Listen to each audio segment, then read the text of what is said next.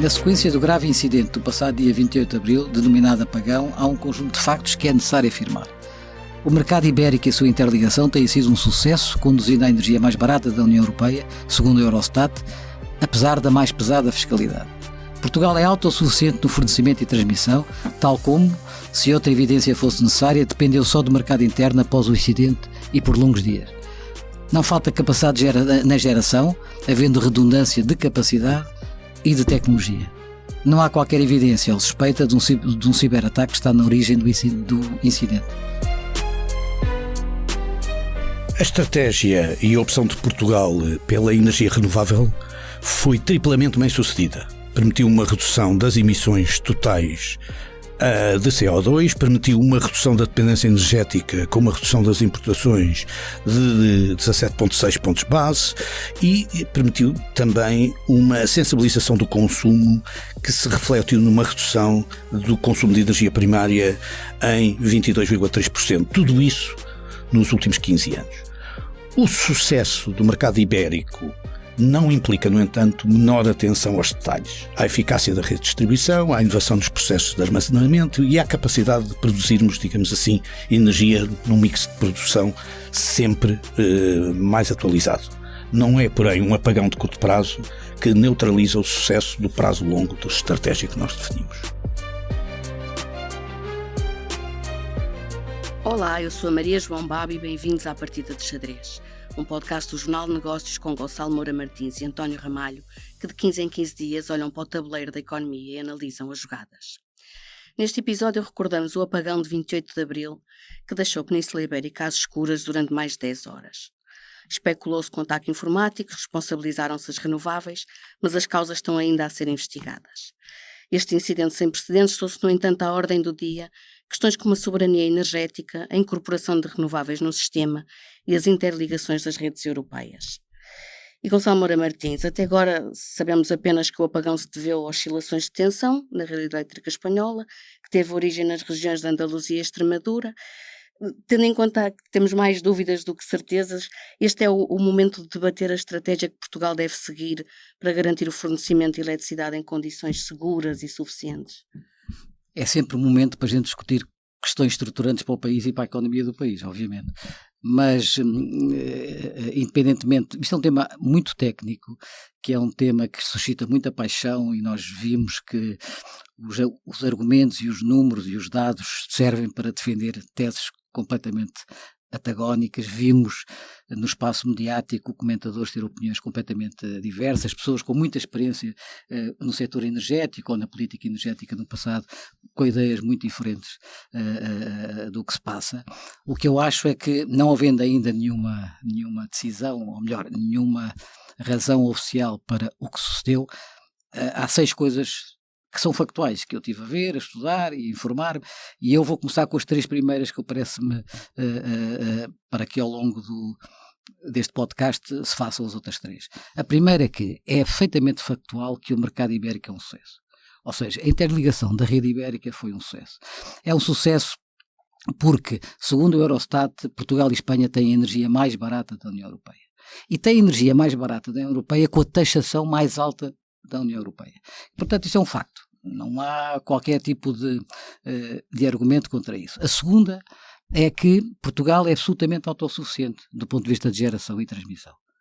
E se houvesse dúvidas, viu-se nos dias seguintes ao apagão. O que sucedeu após o dia 28 de abril foi que deixou-se de importar energia e Portugal foi absolutamente autossuficiente nesses Isso já lá vou contrapor com o pormenor. Nesses dias seguintes. Depois vamos ver as tecnologias que são ou não... e os preços. Já lá vou. A terceira é, não há falta de capacidade. Ou seja, vamos ver, na Península Ibérica há cerca de 130 GB de capacidade instalada. Em Portugal nós temos 22 GB de capacidade instalada. E nós temos 22 GB, dos quais o maior pico de consumo registado, que foi no dia 15 de janeiro deste ano, um dia muito frio, foi de 9 GB, portanto metade da capacidade instalada. E foi metade da capacidade instalada que foi utilizada sem renováveis. Ou seja, nós conseguimos acudir a esse pico de consumo em 110% da necessidade de consumo, apenas e só com 95% dos ciclos combinados a funcionar e 70% do hídrico a funcionar sem qualquer renováveis. Portanto, sem solar nem eólico. O sistema é autossuficiente, tem capacidade e é redundante em capacidade e em tecnologia, que é uma coisa muito importante. Portanto, não há dependência das renováveis. Mas antes, se calhar, de nos falar dos outros 3 factos, eu se calhar perguntava ao António Ramalho, ainda lá está, temos mais dúvidas do que certezas, mas isto com o que se sabe até agora, como é que acha que está a atual segurança energética do país? Bom, eu acho que o Gonçalo pôs o ponto onde se deve começar para fazer qualquer análise séria deste tema. A verdade é que Portugal fez uma opção estratégica, que foi uma opção estratégica deste século, e que é uma opção estratégica significativamente arriscada no momento em que ela é tomada. Ela, no fundo, assentava num conjunto de evoluções de descarbonização quase precoce e num investimento muito significativo em energias renováveis, num país cuja dependência energética global é sempre muito elevada, porque uma das dependências maiores, naturalmente, provém do petróleo. E, portanto, este objetivo que foi fixado logo no início do século foi desenvolvido com uma certa continuidade específica que teve, de facto, resultados, quer na parte da independência energética, isto é, da menor dependência energética, que evoluiu de uma forma muito significativa, total. Não estamos a falar apenas de eletrificação, como falámos agora, mas nós tivemos há 20 anos atrás, tínhamos uma dependência energética total na ordem dos 88%, e hoje temos uma dependência energética que já esteve abaixo dos 70%. Por acaso, no último ano de registros definitivos, que é 22, está ligeiramente acima, mas é um detalhe, está na prática a 71%. Simultaneamente, nós temos uma meta, e uma meta que definimos globalmente 65% para 2030, e estamos acima da meta naquilo que é a nossa progressão linear para o objetivo. Mas, por outro lado, isto trouxe-nos também uma otimização ao nível da intensidade energética. Isto é, nós também tínhamos objetivos de redução da intensidade energética, e a intensidade energética reduziu-se nas toneladas por equivalente de petróleo de 101 para 78 também nestes 20 anos. Portanto, também aí nós fomos um país, digamos assim, que evoluímos na intensidade energética. E como isso não fosse verdade só por si, ainda baixámos nos consumos energéticos. Isto é, conseguimos ir na orientação da redução dos consumos energéticos para atingir um nível de consumos energéticos e, nomeadamente, um nível de eletrificação que, no nosso caso, por ter uma dependência muito grande das renováveis, é extraordinariamente limpa. Ora, atingir estes 3 objetivos com uma política como aquela que foi definida pressupõe não só a sua definição correta, mas nessa altura muito arriscada, porque boa parte destas tecnologias eram muitíssimo mais caras do que são hoje, e portanto tínhamos um problema, digamos assim, de subsidiação de preço, que hoje em dia, mesmo assim, digamos assim, está aliviado, daí que possamos ter a maior taxação, e estejamos, por exemplo, em 2023, éramos o 3º país mais barato em energia elétrica para consumo industrial. Mas, portanto, não partilha das críticas de quem diz que nós somos demasiado rápidos nas renováveis? Não, o que eu estou a dizer é que nós, no caso da energia, tivemos uma política definida. Essa política tem passado os ciclos políticos de uma forma, digamos assim, muito estável, mantém-se, digamos assim, uma coerência muito grande naquilo que são os nossos investimentos. E tem permitido reduzir os preços finais. E tem permitido reduzir os preços finais também, porque há grandes benefícios do ponto de vista da evolução tecnológica, como iremos ver. O apagão é, nesse sentido, uma machadada certa, e neste momento, em relação a tudo isto. Agora, o que nós temos que ler é o seguinte. Primeiro, isto ficou-se a dever a questões de produção ou ficou-se a dever a questões de gestão da operação? É que se ficou a dever a questões de gestão da operação, nós temos a aprender com aquilo que aconteceu. A segunda coisa é, ficou-se a dever à nossa gestão da operação ou ficou-se a dever, sobretudo, à gestão da operação de um país nosso irmão, é que nós criámos o mercado único de energia. Terceiro ponto, a diversificação entre dois países é curta, porque falta uma diversificação para a totalidade da Europa e, infelizmente, a conectividade da Península Ibérica, como caso de sucesso com as redes europeias, é apenas de 3% e o objetivo é atingir os 15%, e se isso acontecesse, digamos assim, a diversificação diminuía o risco. Agora, não pensemos... Aí está a falar nas interligações com a França, naturalmente, não é? porque, enfim, estamos limitados, digamos assim, nessa conexão. E, portanto, criámos um mercado muito eficiente à escala ibérica, mas, infelizmente, não tem conexões suficientes somos para... uma ilha energética nesse aspecto. Uma ilha boa. Mas o problema é que, quando vem uma tempestade, objetivamente, ela afeta a ilha. E, portanto, o que aconteceu foi, tivemos um problema, acho que devemos aprender com esse problema, devemos fazer a análise que os relatórios vão, com certeza, ajuizar do ponto de vista, digamos assim, dos riscos excessivos que se podem ter gerido, quer na programação, quer na operacionalização da gestão da rede, mas seguramente que não vamos com isto pôr em causa a excelente política programada durante os últimos anos, que tem, além disso, uma lógica de longo prazo que, desculpe lá, não pode ficar prejudicada por eventos de curto prazo, por muito graves que eles sejam, porque eles também tiveram consequências, obviamente, para a sociedade portuguesa, que já estão, aliás, quantificadas. O Jornal de Negócios recentemente fez, aliás, uma análise do documento da AIP sobre esse assunto.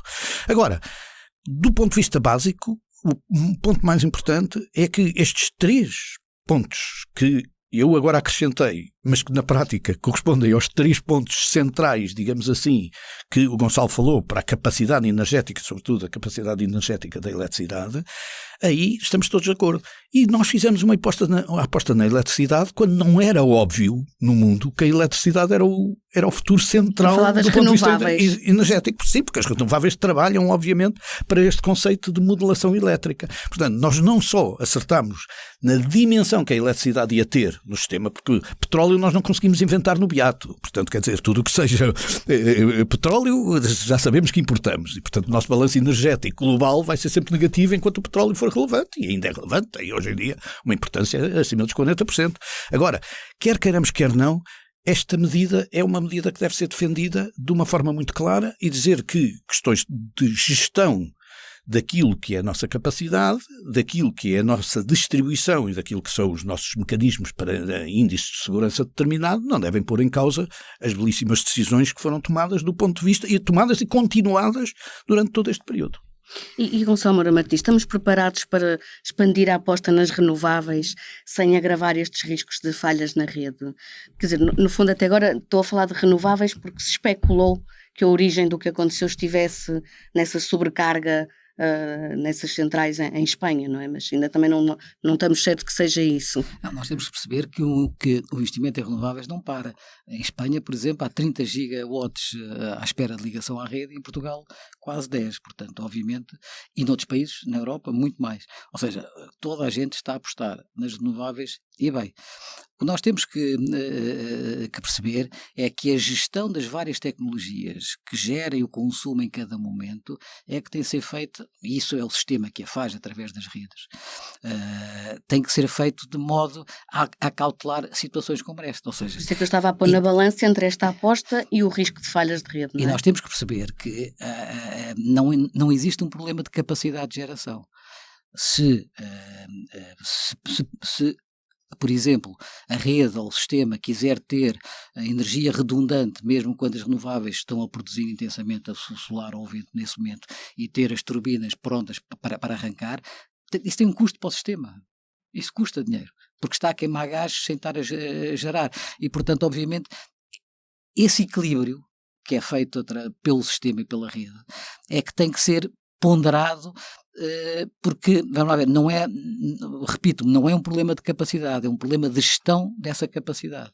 Portanto, está-se a criar também desafios técnicos. Não, os desafios técnicos têm sido acautelados numa base diária, isso tem acontecido sempre muito bem, e essa gestão tem sido feita com enorme eficiência para o sistema. Quando Portugal vai buscar a energia solar à Espanha a 0 euros de valor, e agora, neste momento em que deixou de o fazer, está a pagar em média a 20, obviamente que o sistema está a ser penalizado por isso. Portanto, é óbvio que eu acho que as redes têm um dever fiduciário face ao sistema de irem procurar a todo momento a energia mais barata disponível ao alcance dessa rede. A ministra disse uma coisa numa entrevista muito curiosa, que é a REN vai ter uma gestão menos conservadora, ou mais conservadora. Mais cautelosa. Mais cautelosa, bem. A questão é se essa eficiência vai ao limite e cruza limites de risco ou não. E essa definição é que vai sair como resultado de todos estes estudos técnicos. O que nós temos que perceber é a rede de transmissão não aguenta mais de 10% do que o consumo que está a ser exigido e procurado em cada momento. E, portanto, onde eles vão buscar essa capacidade, esses gigawatts necessários a cada momento, é uma ponderação económica, meramente económica, não é técnica, porque ela é igual à energia eólica ou à energia solar, tem o mesmo efeito. A única razão é a economia de escala para o sistema, ou seja, onde é que eu posso ir a todo momento buscar mais barato.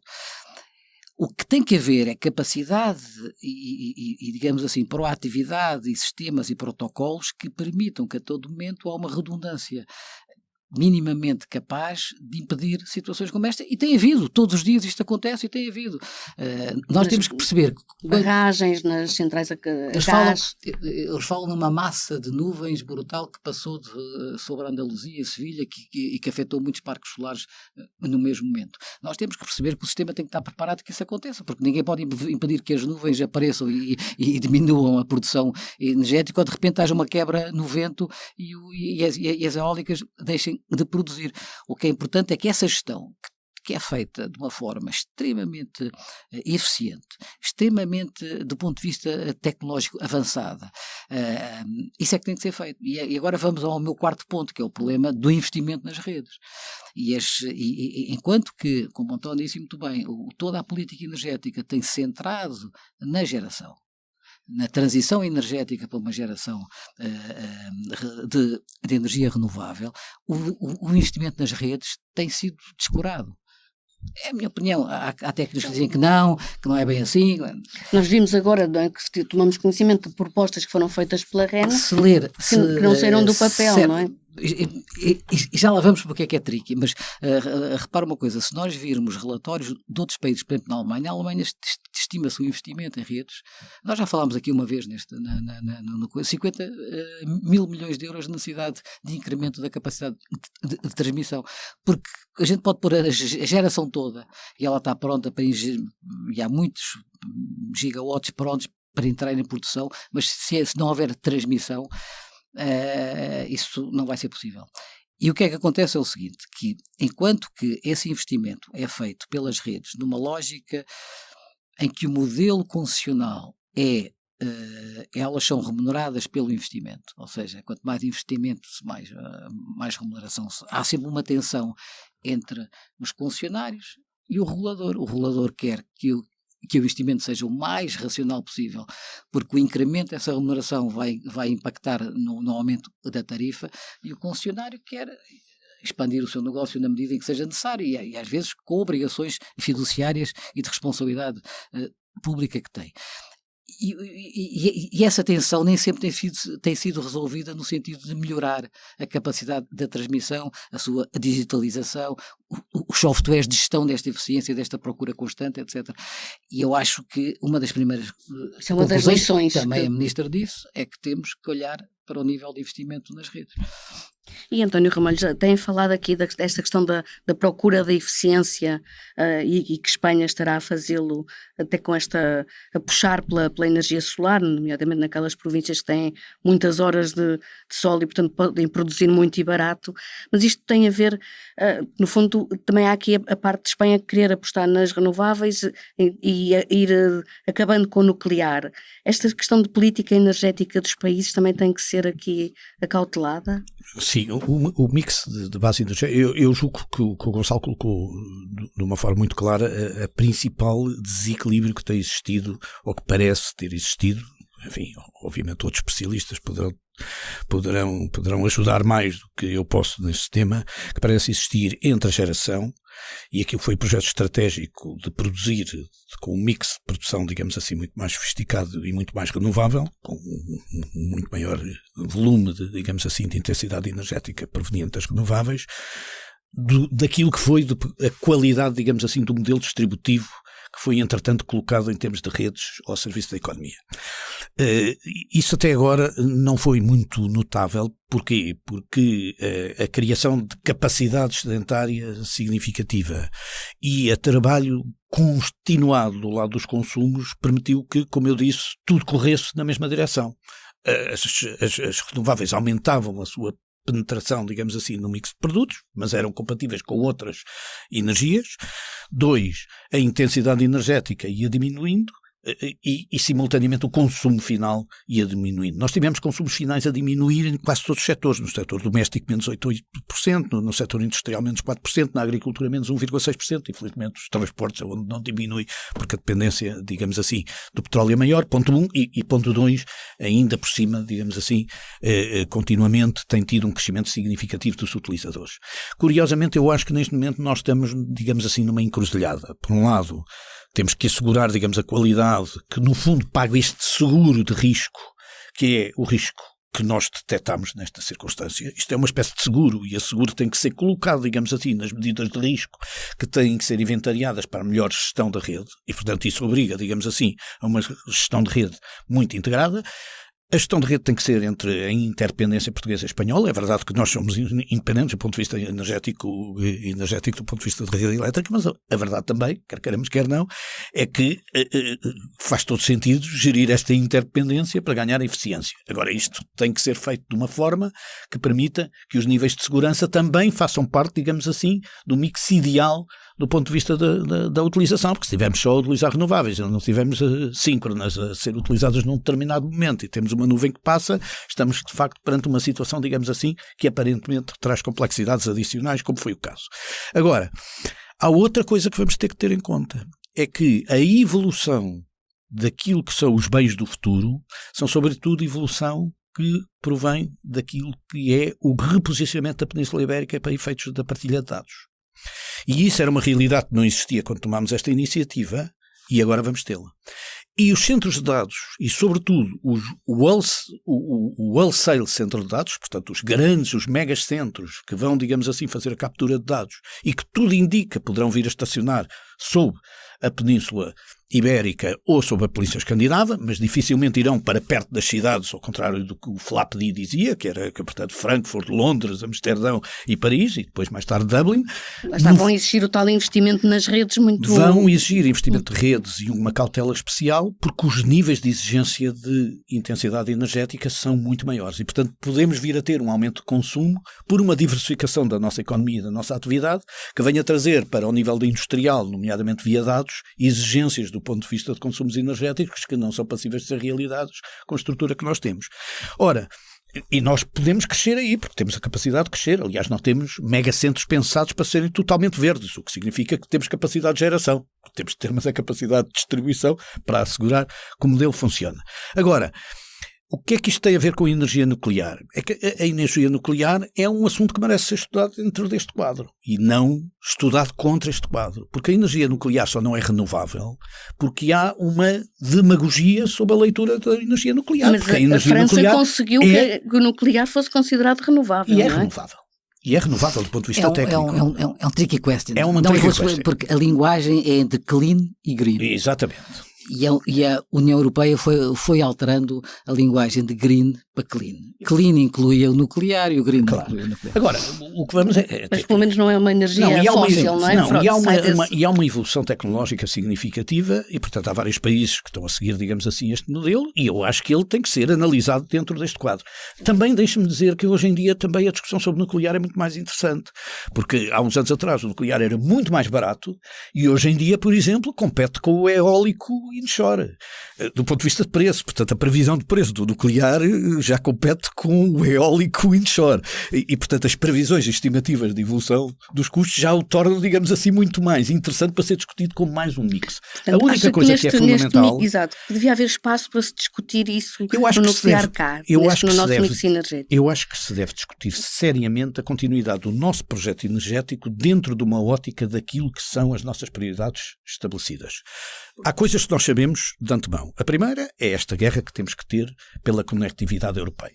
Não faz rigorosamente sentido nenhum pormos um risco adicional em cima de um mercado muito sofisticado, que é o mercado ibérico, pela simples razão de que os franceses tenham dificuldades de conexão, porque não querem concorrência, digamos assim, Mas a questão não está precisamente que a França não quer partilhar o seu nuclear mais barato. Eu há coisas que não consigo conceber. Eu não posso conceber que Draghi desenhe um projeto estratégico, que o centro da Europa é o centro do desenvolvimento estratégico do mundo, para depois me vir dizer que, de facto, uma das razões pelas quais nós temos perdido o comboio é o custo da energia estar 3 vezes mais alto que aquilo que está nos Estados Unidos, e quando podemos estar a baixar a energia em toda a Europa, porque a capacidade, digamos assim, de exploração das nossas capacidades em relação à França são óbvias, elas já não podem ser utilizadas até que a França consiga criar, digamos assim, soluções internas que deem resposta a isto. Mas temos a questão dos Pirineus, não é? Dessa interconexão que não há dizer, meio de sair do papel, não é? Há anos.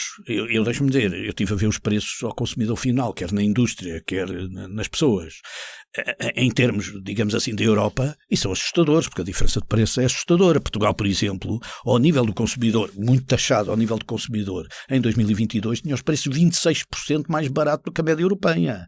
A indústria tinha 42% mais barato que a média europeia. Nós trabalhávamos apenas com a concorrência da Finlândia e da Suécia, que são países também de muitas renováveis e de baixo custo energético. Portanto, imagina os custos de energia que existem, digamos assim, e a dispersão e a variabilidade destes custos de energia que existem por essa Europa fora. Ora, se nós não conseguimos criar um mercado único de energia, dificilmente então vale a pena olhar para o Draghi e continuar a discutir esse assunto, não é? De maneira que a questão básica é esta.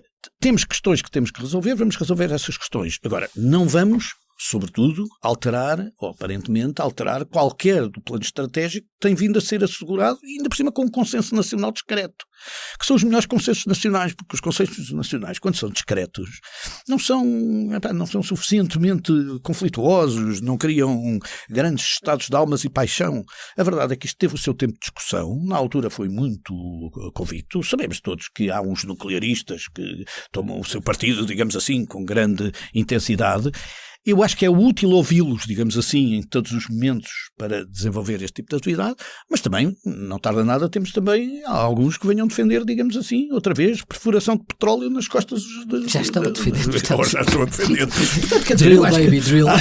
Tem que haver, digamos assim, o bom senso, sobretudo não nos afastarmos daquilo que é a nossa prioridade. E a prioridade é manter, digamos assim, uma estratégia que tem sido bem sucedida, porque é absurdo, porque uma estratégia tem sido bem sucedida do ponto de vista de preço, do ponto de vista de intensidade, do ponto de vista de consumos, ser agora destruída porque tivemos um apagão, aparentemente, por razões que vamos obviamente analisar, estudar, etc., mas que parecem ter mais a ver, digamos assim, com a gestão da operação e com, digamos assim, quer a programação, eventualmente a programação, quer a gestão operacional. Sim, não foi falha de modelo.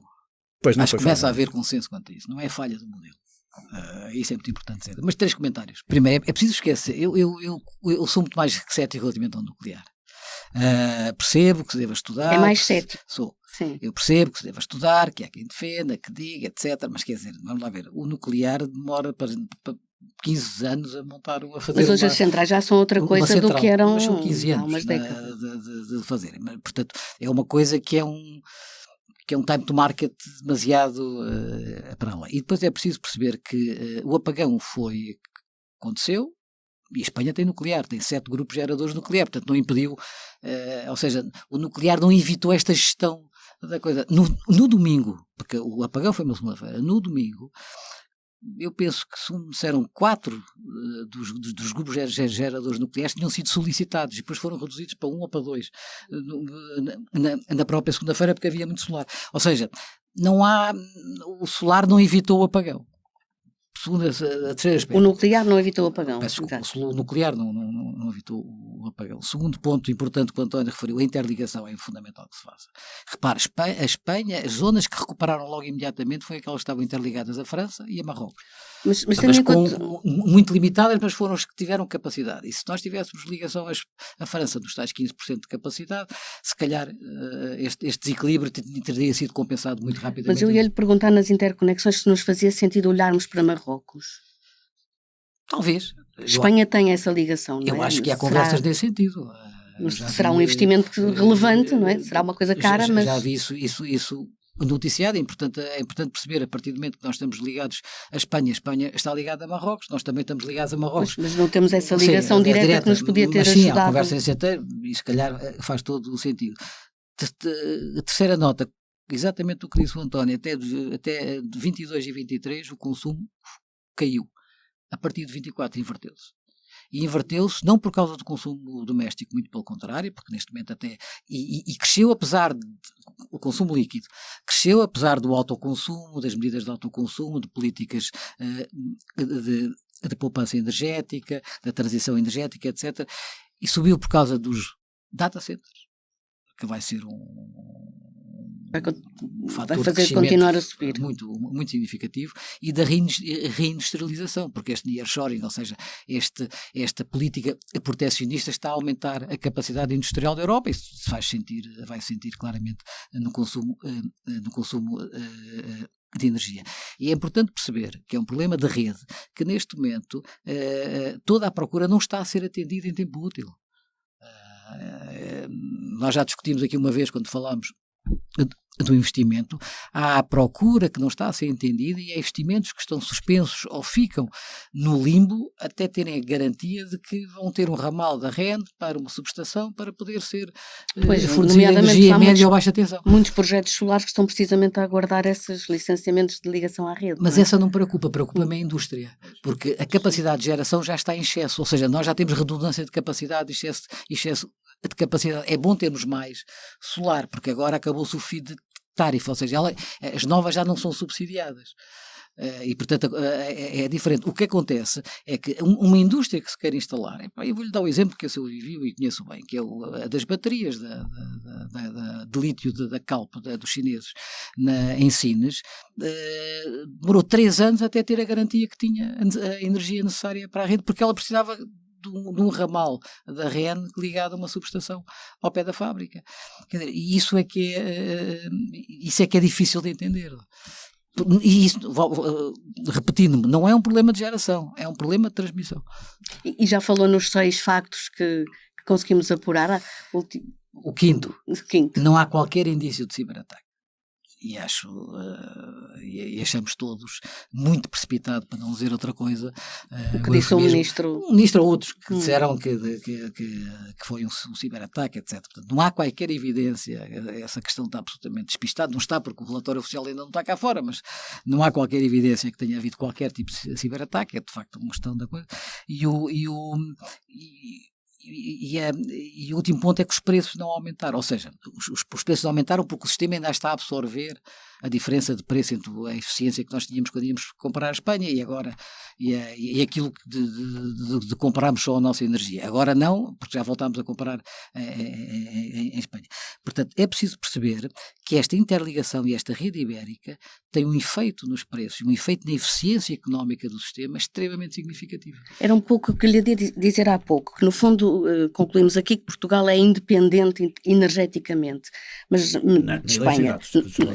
Nós somos num balanço energético também. Não, exato, na eletricidade, mas aí, por exemplo, teve que ligar as centrais a gás natural, e isso significou, no fundo, que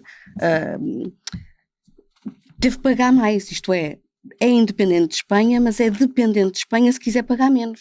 Não, há um excesso de capacidade das renováveis em termos do consumo. Ou seja, se nós tivéssemos 24 horas de sol e 24 horas de vento garantido, não era preciso nem nuclear, nem gás, nada.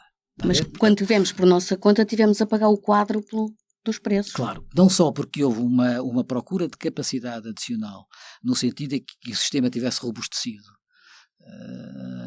Casa roubada, trancas à porta, portanto o sistema estava pronto para funcionar em qualquer circunstância, até porque as causas não estavam apuradas, portanto houve ali uma necessidade de ter o sistema todo pronto para funcionar. Mas repara uma coisa, a retoma do sistema foi feito com 2 hídricas e depois com uma a gás. O hídrico tem uma importância muito grande no sistema, e por isso é que não se percebe porque é que todos estes planos que existem de investimento nos sistemas de bombagem para recuperar água, não são implementados. O Lindoso tem agora um problema da APA que não aprovou, quer dizer, que não se percebe muito bem porquê. Porque a maior eficiência do sistema é que ele vai consumindo energia, as bombas vão consumindo energia ociosa dos parques solares para trazer a água para cima outra vez para as albufeiras. Porque o problema de energia hídrica é que liberta a água e ela vai para o mar, essa água é perdida. E é perdida para o consumo, e é perdida para a agricultura, e é perdida outra vez porque só cria energia uma vez. O sistema de rebombagem é armazenar energia para o futuro.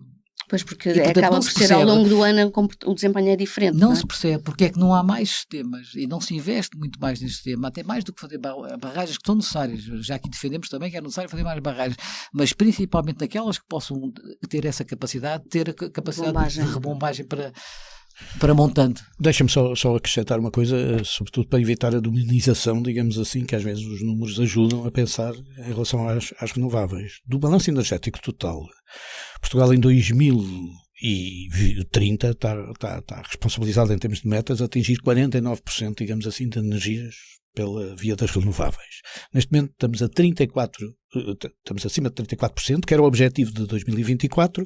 Em 2022 passámos pela primeira vez 34,7%.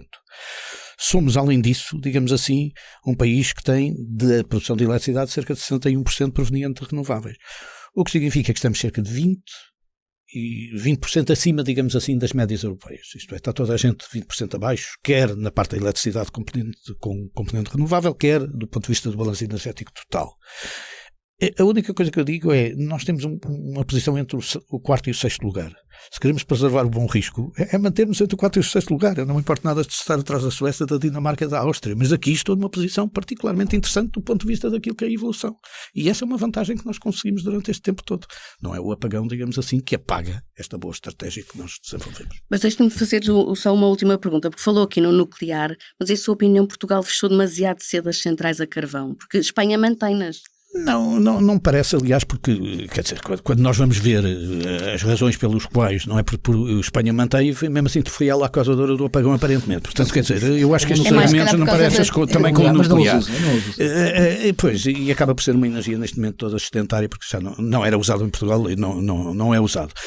Agora, quer dizer, isto tem a ver com os níveis de risco. Nós também tínhamos, para os Black Start, tínhamos determinado, digamos assim, as barragens específicas. Agora está-se a pensar em 4. Quer dizer, tem um custo, claro que tem um custo. Agora, isso tem a ver, digamos assim, com a evolução que nós vamos fazendo, digamos assim, da análise de risco. E é uma matriz de risco, digamos assim, com a sofisticação que nós temos nesta área, que vai ser feita, que vai ter bons resultados, e eu estou convencido que daqui a uns tempos isto não vai ser mais do que um leve esquecimento, até porque é um leve esquecimento que do ponto de vista financeiro pode ter consequências, porque vai haver agora uma discussão jurídica interessante sobre as consequências disto, e depois o juízo verificado, quem paga, e isso vai trazer, digamos assim, para cima do sistema segurador, e quando eu digo do sistema segurador é a segurança como um todo, não é o sistema, não é as companhias de seguros, a discussão de como é que riscos como estes têm de ser controlados e obviamente têm que ser introduzidos no sistema. E é bom que sejam o mais depressa possível por uma razão muito simples, é que não tarda nada, nós vamos ter níveis muito elevados de inteligência artificial a gerir todos estes sistemas. Se tivermos níveis de digitalização e de sensorização eficiente, nós vamos conseguir, digamos assim, baixar as intensidades, pelo menos as intensidades específicas para certas estruturas industriais, e como nós chamamos a inteligência artificial, a única coisa que temos dela é que é muito baseada, digamos assim, em conhecimento histórico e, portanto, nesse sentido é bastante estúpida. E, portanto, de alguma maneira, é bom que tenhamos a capacidade, ainda nesta fase criativa, de termos uma reflexão muito clara para que os métodos sejam sobre modelos cada vez mais eficientes e cada vez mais capazes. E depois da REN também já ter dito que o risco de haver um novo apagão não é zero, não é? Mas é bom que não se diga que os riscos é zero, porque um dos principais problemas que às vezes temos na nossa sociedade é desenhar uma estratégia e depois tentar contar uma história que não é real. Nós também queremos automóveis cada vez mais seguros e o risco não é zero, não temos um acidente. Nunca será. Nunca será. E esta partida de xadrez acaba como sempre empatada e vamos às sugestões. Gonçalo Moura Martins quer sugerir uma peça de teatro. Sim, uma peça que vi muito recentemente. É Sonho de uma Noite de Verão no Teatro da Trindade, no Inatel, que é uma peça de Shakespeare, mas é uma peça de Shakespeare muito especial. E eu vou explicar. É uma peça que tem sido um sucesso. Já teve mais de 40 mil espectadores e prolongou as exibições até o final do mês, até meados do mês de julho, eu creio. E a peça é muito curiosa porque é encenada pelo Diogo Infante, que é, aliás, o diretor artístico do Teatro da Trindade, e no meio é uma peça cómica do próprio Shakespeare, que ele tem algumas comédias, e a peça é a interligação entre o campo, a dimensão terrena e a dimensão mítica, sempre que a mítica, as personagens da dimensão mítica interagem claramente na terrena, e a terrena só interage com a mítica em sonhos, por isso é que é o sonho de uma noite de verão, e é muito engraçado. Mas o que é engraçado da peça, que tem aquele palavreado extremamente sofisticado, erudito do Shakespeare em português, porque a tradução é coisa, mas tem um conjunto de músicas que são intercaladas na peça, música popular portuguesa, sei lá, Nini do Paulo de Carvalho, Adiós Adiós do José Cid, Olha o Balão Voa da Manela Bravo, que a gente vai às reminiscências dos anos 90, os Heróis do Mar, enfim, um conjunto de músicas que anima imenso o público, anima imenso a peça, ela é muito engraçada, é a minha recomendação. Não vão dar o tempo por perdido, O Sonho de uma Noite de Verão, no Teatro Inatel, não deixem de ir ver. E António Ramalho quer recomendar um livro? Não, eu tenho que recomendar um livro muito especial, porque este programa teve que ser gravado em certas circunstâncias, porque estávamos, digamos assim, na iminência de comemorar uma batalha que era a Batalha de Trancoso, e portanto, como isto é a última batalha que lhe falta falar aqui connosco. Exatamente. E portanto eu sugeri um livro da Arcádia e da Fundação Batalha de Aljubarrota, com que eu tenho uma ligação muito especial, que no fundo fala da Batalha de Trancoso, que é uma batalha muito pouco conhecida, até porque foi a única das batalhas da independência que não teve nem o Dom João I nem o Novas Pereira. Portanto, foi uma batalha de uma enorme importância, porque inverteu toda a estratégia dos castelhanos da forma como atacaram Portugal, porque atacaram pela beira exatamente para vingar Trancoso, e é uma batalha que é vivida de uma forma muito intensa pelos próprios locais, e daí que eu falo nela. Primeiro porque este ano faz 640 anos, depois porque as pessoas têm o seu feriado municipal, fazem todas uma procissão até ao local da batalha, e depois fazem a recriação elas próprias da batalha, e depois tratam os derrotados a pão e laranja, que é uma forma, digamos assim, de demonstrar a riqueza da região e a capacidade da sua independência. É um livro, além disso, escrito pelo Pedro Gomes Barbosa e pelo Alexandre Patrício Gouveia. E eu aproveito aqui também para fazer a homenagem ao Alexandre, que foi uma pessoa absolutamente fundamental, digamos assim, em todo o desavamento desta cultura de renovação, digamos assim, atualizada daquilo que foram as batalhas da independência, e nesse sentido este livro é mais um livro em que ele também pôs o seu contributo. Ele foi meu antecessor, digamos assim, na Fundação Batalha de Aljubarrota, e que deu um contributo absolutamente decisivo. Isto é uma forma de uma homenagear, recordando que no dia 29 todos nós tivemos este gosto muito especial de beneficiar da Batalha de Trancoso, ali na zona de Viseu, a norte de Viseu, onde os fidalgos da Beira, mesmo sendo Novas Pereira de Dom João I, conseguiram mais uma vez, digamos assim, derrotar os espanhóis numa guerra a cavalo. Portanto, todas as outras, como nós sabemos, foram a pé.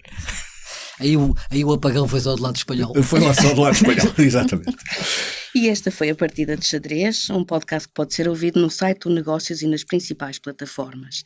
António Ramalho e Gonçalo Moura Martins voltam daqui a 2 semanas a colocar as peças em cima do tabuleiro.